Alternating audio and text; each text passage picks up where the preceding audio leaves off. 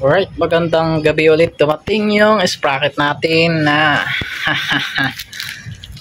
galing sa China. Chapex. Ano to? Sprocket ng CB400 na size 45. Try natin kung ano yung performance niya. Mamaya i-unbox ko to. Tapos yung chain na Chapex din. Chapex. Ayan yung sprocket number. Ayan yung patak STL 1000 plus. Meron ka ng 45 na sprocket para sa CB400 mo. Ganda naman. Ganda naman pagkabalot eh. Tignan natin ang ano niya. Performance niya. Magandang gabi mga ka-super por ito. Dumating na yung aking order na DID 525 HP heavy duty sabi. Testing natin to kasi naputulan ako ng chain, diba? Tapos maluwag. So after ilang days dumating na yung ating order at ito in-unbox na natin agad para makita. Gold. Yan. Manood kayo sa akin mga manood kayo sa aking ginagawang mga kalokohan para matuto din kayo. Ayun nga natin kung talaga 525 heavy duty DID. Ang bigat eh. Ang kapal. Kapal din pala kahit fake eh. Ayun. Para daw malaman kung fake ang DID 525. Ito dapat gold. Tapos ito kulay black. Tapos dito medyo light gold ata. Tapos dapat rebate type. Ito may D-clip na natin, may pa, pero makapal din eh.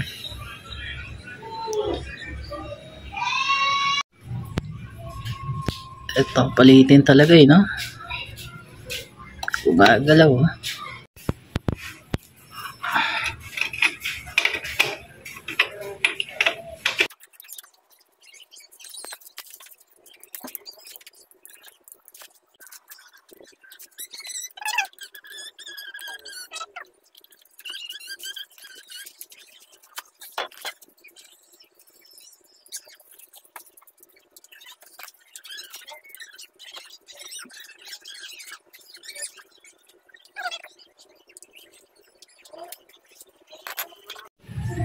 Iba pala yung size na ito, 17. Buti talaga meron tayong ganon.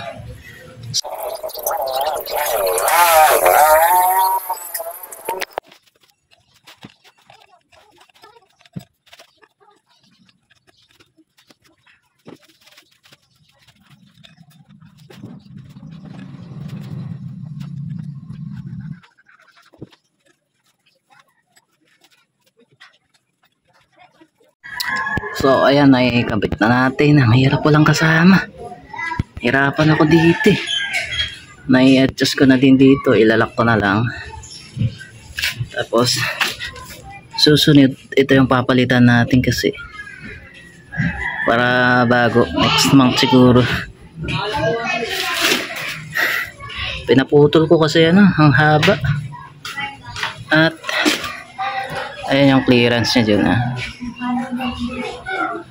may kulang-kulang 1 inch yung clearance na dun sa space dun. Pwede na yan.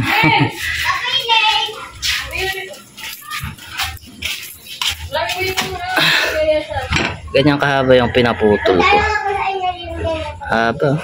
8 na ganyan. At ayan, kakabit ko na. Ano ko na, higpitan ko na.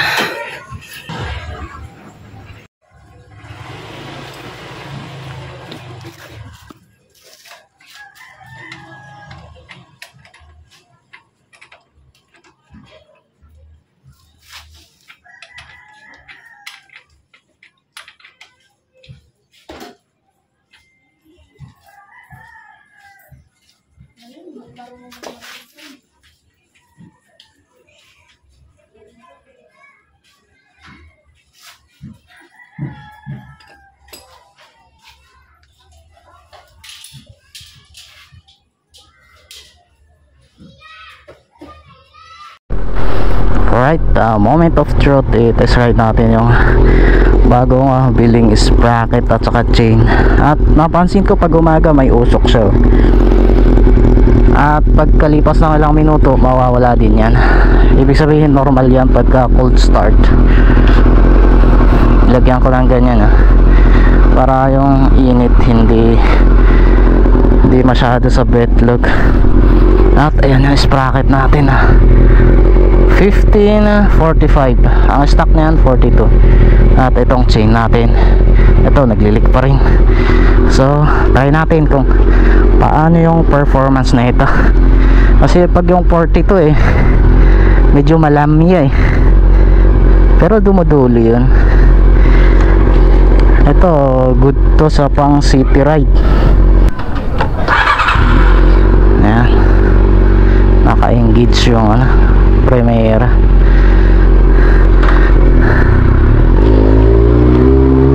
Yan. Aha.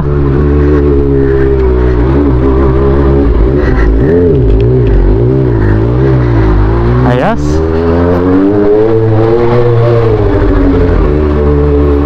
Pakiramdaman natin yung sinasabi ko noon na cut-shot niya.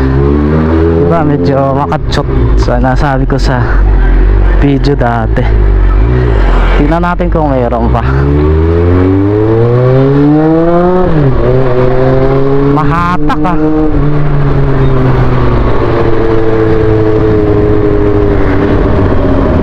Oops. Mahatak. Alright lang, ngayon lang tayo makapag-video kasi kaninang umaga lobat, di humabol yung battery natin, kaya ito na full charge na. Ngayon lang tayo makapag-video at naitakbo ko na to ng 14 kilometers. So anong husga natin dito sa 1445 1545 na sprocket natin. Lakas ng hila niya. Di na tulad ng dati na malamya, pero dumudulo. Ito bilis arangkada. Pagpiga mo andun ka na agad, pero pagdating sa dulo kailangan humingi agad ng change gear. Pero yun naman yung gusto ko, kasi pag nabiyahe tayo maraming mga karga, mas maganda, mas mahila. Tapos magagamit pa natin yung lahat ng gear. Na-try ko sa corner sa third gear, may hila pa nung dati pagka corner na third gear malamya. Ito talagang gigil So ano ko pa to, pag i-observe ko pa kung kumusta pa yung magiging performance na pag meron tayong angkas or loaded yung motor natin. Ibig sabihin may karga tayo nun. Pero okay na siguro to Gusto ko nga kasi konting piga mo sa silinyador arangkada na agad Pagka naumay tayo dito, palit natin ng 44. Palitan natin ng 44. Tignan natin din yung performance niya. Pero Mukhang masaya na ako dito eh. Yun ah. Try natin din kung hanggang ilang kilometro ang kaya na itong chain at saka yung sprocket, kasi puro Lazada tong binili ko eh. Lazada at Shopee. Yung pinalitan kong chain, umabot naman ng ano, kulang-kulang 15,000. Ewan ko lang kung hanggang ilang kilometers nung ginamit ng dating may-ari, kasi ito ginamit ko to eh, di na gumagana yung gauge, kaya di ko alam kung naka ilang kilometro talaga bago masira. Grabe naman dito, traffic na naman dito. Ito kasi mga iba sumasalubong oh. Yung mga e-bike dito sa banda dito eh. Daming mga e-bike oh. Hindi ka forma dito pag nandun ako sa gilid, kasi kasalubong mo mga e-bike. Kaya dito lang yan sa Pasay. Wow, sarap.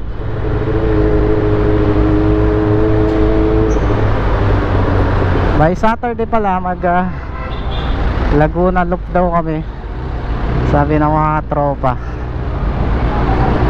Doon natin malalaman sa twisties pagka malaki daw yung sprocket mo.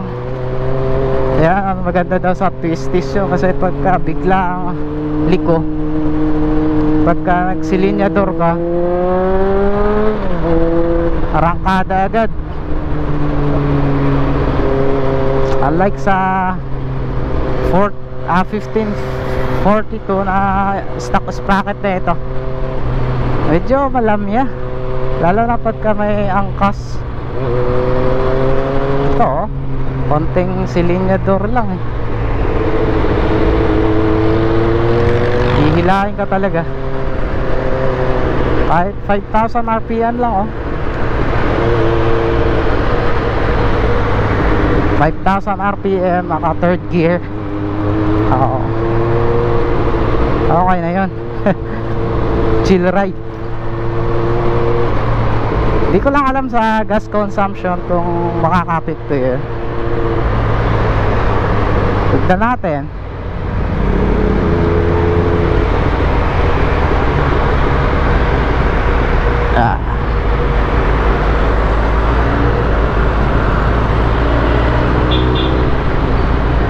Okay.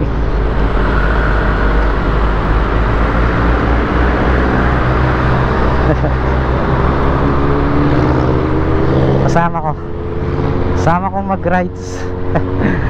Gamit niya SYM.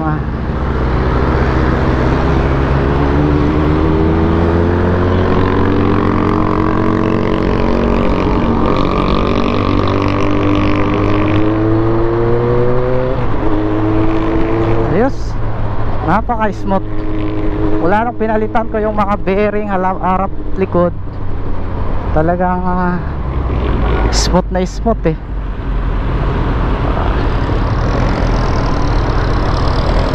Isang factors kung bakit magaspang ang takbo ng isang motor ay dahil dito sa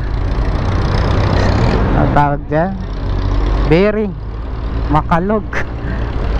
Yung pala sinasabi ko kanina umaga na medyo ano sa arangkada, medyo okay na eh. Try ko pang palitan yung sprocket sa harap.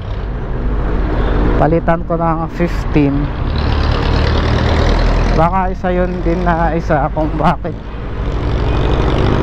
may kadjut siya eh. O kaya sa clutch lining, kasi nung nagpalit ako ng clutch lining, tapos mabilis ang takbo ko sa arangkada, naka first gear, tapos mag second gear ako, napunta sa neutral, na overrev.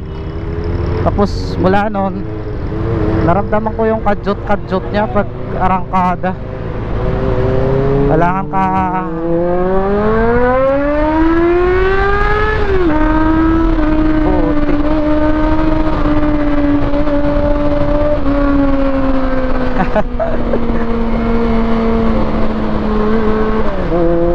lakas. Lakas ng hilan niya. Ito, naka third gear ako. Pag trinottle mo talaga eh, hapon ka. Mukhang masaya na ako dito ah.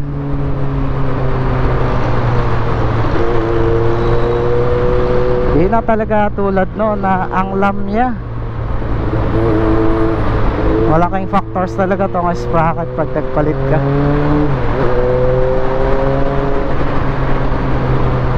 Kaso dito sa highway na to, hindi natin maano nang mabilis kasi daming mga sasakyan at saka motor. Delikado. Kailangan nasa open highway na secure bago mag top speed. Smooth na smooth oh.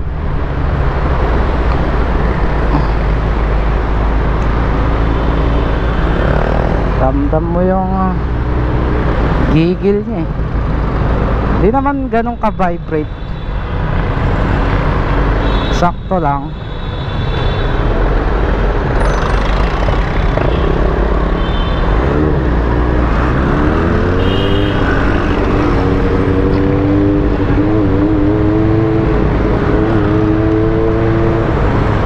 Dito talaga ano, traffic. Dito tayo sa traffic.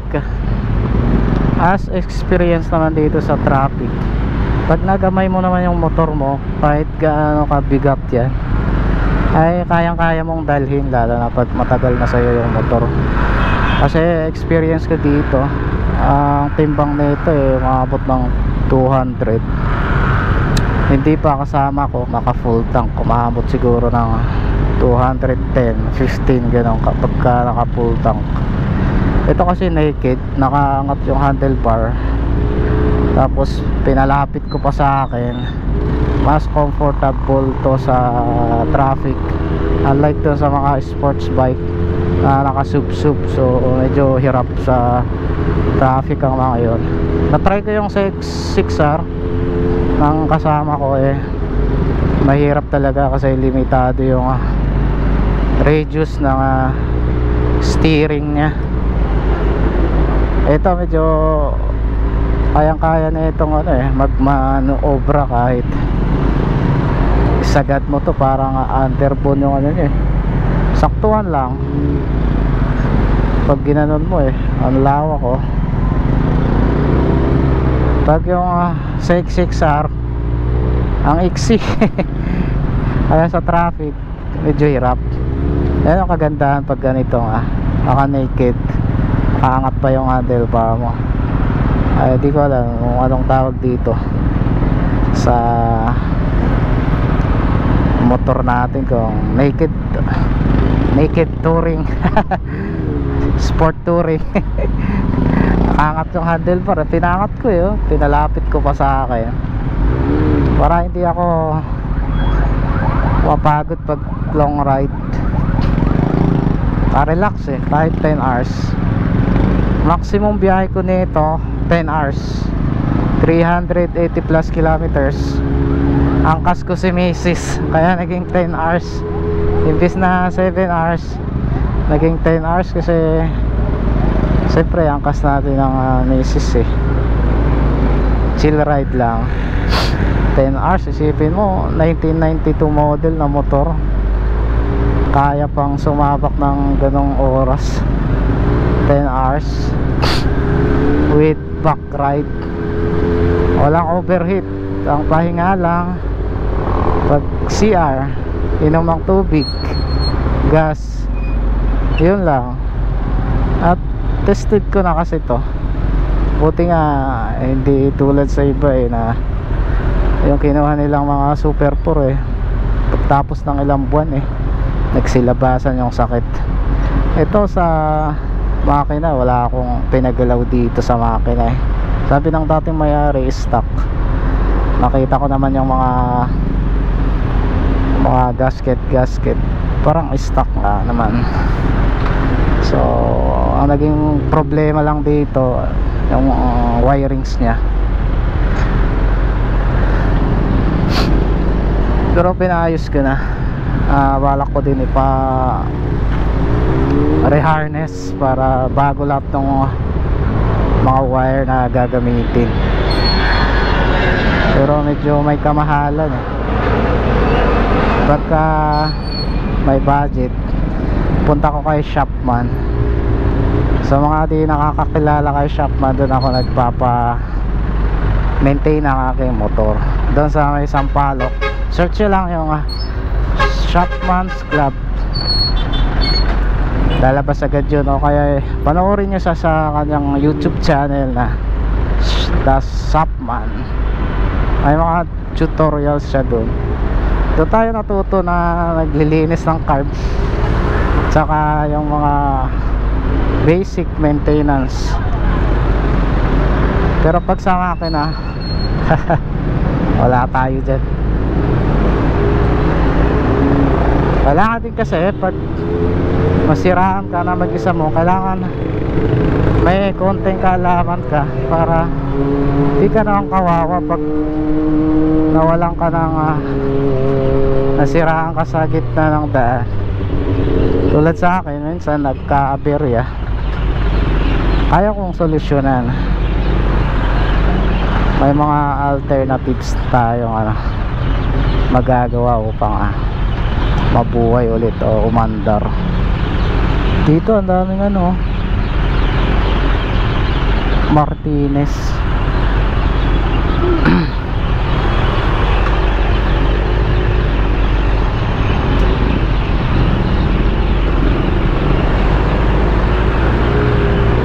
Grabe traffic.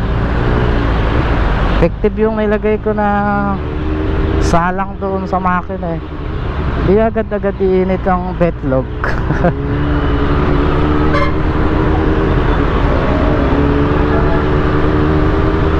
Pagka mandar kasi yung fan buga sa legs mo yung init tapos sa itlog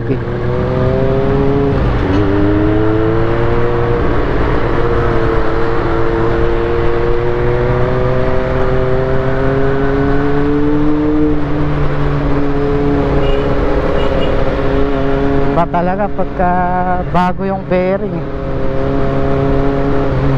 Tulad na ito, ako gumawa ng kanyang bearing harap likod, tapos steering knuckle bearing. At least di ako nakapagastos. Pati dito sa fork oil seal, ako din gumawa. Kasi pagka pinunta mo sa mekaniko na mukhang pera, at na-experience natin yan nung bago-bago pa sa atin itong motor, talagang sisingilin ka ng libo. Isipin mo, palit ng fork at saka palit oil seal, tapos langis ng fork, 3,000. Samantalang nung ako gumawa wala pa namang 1,000 Oh, pasikap dyan Kaya mas maganda talaga kung may alam ka sa mga konti sa motor mo. Pag-aralan mo din para hindi lahat ay paggawa sa mekaniko. Kasi magkano din nagastos ko. Hindi ko nasasabihin pero masakit. Ilang libo din na nagastos natin, paulit-ulit na gawa. Ayun pala ang sakit ng motor natin ay naglilimit ng 7,000 RPM. Nung dinala ko kay LTC, tinesting ng kanyang mekaniko, sabi niya naglilimit ng 7,000 RPM. May tinap na wire, tapos okay na, sumasagad ng 12,000 sagad.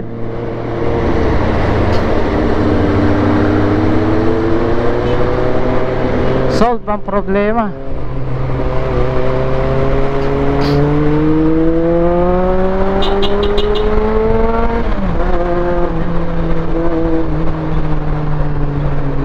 Ayun ang kagandahan ng malakas sa arangkada. Pag sa overtake, mabilisan lang.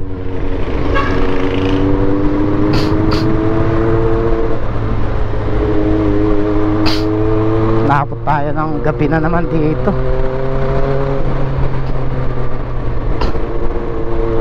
So sana mag-subscribe ulit kayo sa aking YouTube channel, Born to Rides, at isali nyo din yung Facebook page ko na Born to Rides din. Doon ko na-upload yung mga short videos, mga 5 minutes, 3 minutes. Dito naman sa YouTube yung 15 minutes, 10 minutes pataas. At umabot na din tayo ng 500 subscribers dito sa YouTube. At sa Facebook naman ay umabot tayo ng 2,500. Salamat sa mga nag-subscribe at nag-follow sa aking page. Sana supportahan niyo ako sa aking ginagawang pagmumotor. Pakita ko sa inyo yung mga kagandahan ng daan, siyempre, at sa mga tourist spot na pwede nating mapasyalan.